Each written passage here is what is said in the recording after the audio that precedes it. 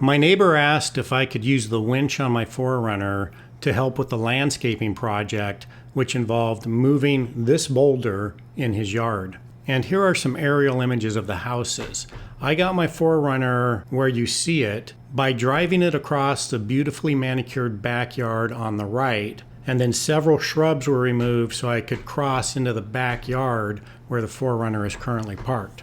And you know, these landscaping projects can be complicated, especially when moving heavy objects. It's actually important to know how heavy the object is that you're going to move. Well, I'm not well versed in the nuanced calculations for determining the weight of boulders, but I know the very basics, right? So I know that the formula for weight is to multiply the volume of the rock by its specific gravity. I learned this when I used to throw rocks at my brother Steve when we were both kids. So volume, that's easy. As you know, the formula for volume is 4/3 pi times the radius cubed. Well, that one is easy enough to just calculate in your head. From there, you can calculate specific gravity by dividing the mass of the boulder into its volume. Well, it's actually a little more complicated than that. You need to divide the density of the material by the density of water at 4 degrees Celsius, but this equation might work and sounds pretty simple, right? Well, just to be sure, I called my brother Steve. It's good to have both perspectives, you know, from the guy that was throwing the rocks and the guy that was receiving the rocks. Well, Steve reminded me that the formula only works if your boulder happens to be a perfect sphere. And then he started to say something about my head and perfect spheres, but I didn't really hear that part because I was thinking about Archimedes. I remembered that thanks to Archimedes, you could determine the volume of the boulder by water displacement. And it so happens that my other neighbor has a swimming pool. So after thinking about all of that, and then looking at this chart, we determined that the rock was approximately 800 pounds. And I'm pretty sure that's the exact process that all contractors use to calculate the weight of boulders. In fact, I think there's a guy named Archimedes at the Pro Desk in Home Depot that can confirm all of this. All right, enough nonsense. We were actually interested in the weight of the boulder, which we estimated to be up to maybe 800 pounds. So I set up a double line pulley, mostly because I wanted it's slower and I wanted really good control. So if you're pulling boulders or whatever kind of heavy stuff around in the yard as part of a landscaping project, I do recommend a double line pull. You just have more control and you're less likely to damage the side of the house, a fence, a tree, plants, shrubs, concrete patio, things like that. Now in our case, the boulder had been dug out enough that it just slid nicely right across the surface.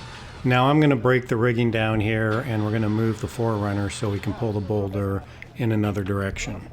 But as we're getting ready to do that, take a look at this rock and see that perfect notch. I wrapped the sling right under that into the notch and had absolutely no concern that the sling would pop off. Now, if you're moving a boulder that does not have a notch like that, commercial landscapers actually have strapping systems that are self-tightening, and they will use 1 or 2 straps on a boulder of this size.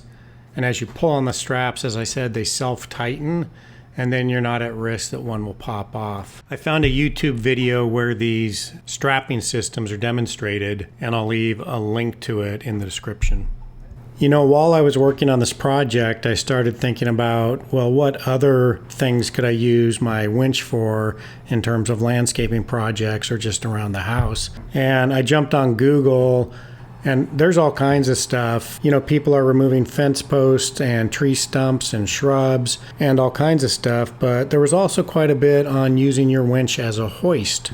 I know people do this, but having read a little bit about it, I'd recommend caution in doing it. Basically, the literature says winches are designed to pull, not to lift. And in some cases, there are design differences that are important. So, for example, most hoists are worm drive, so they are self-locking.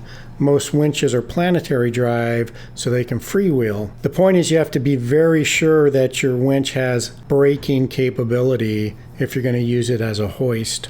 And again, I have a couple good references on that I can share with you if you want. It was actually pretty fun researching different uses for winches. I found one article that had 29 different ideas listed. Among those ideas was everything from body damage repair to breaking a padlock. I'm not recommending either of those, but if you've done it, I'd love to hear the story. I'd also love to hear any other things that people are doing in terms of using their overland vehicle for landscaping projects. As much as I love using the winch to pull my brother out of different predicaments, I'd like to know about other applications so I'd have more ways to help people. Anyways, it was a really fun project. That's it, guys. It's all good fun. Thanks for watching.